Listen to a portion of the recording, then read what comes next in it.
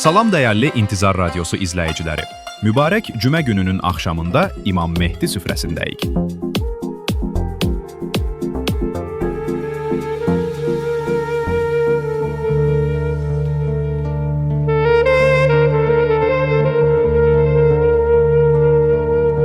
Ya Əbu Salih,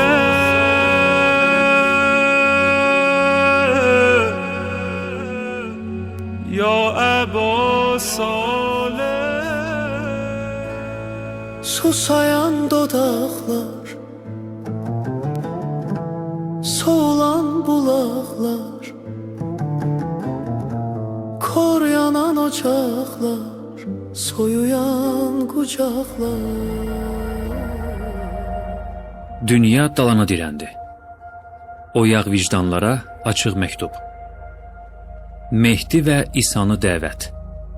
Bu, xilas yolu axtaran, hər bir vicdanı oyaq azad ruhlu insana səmavi bir müraciətdir. Mehdi, ey gözlərdən gizli, son imamım Salih, məzlumlar harayı, həm fəryad. السلام عليك أيها العبد الصالح المطيع لله ولرسوله ولأمير المؤمنين.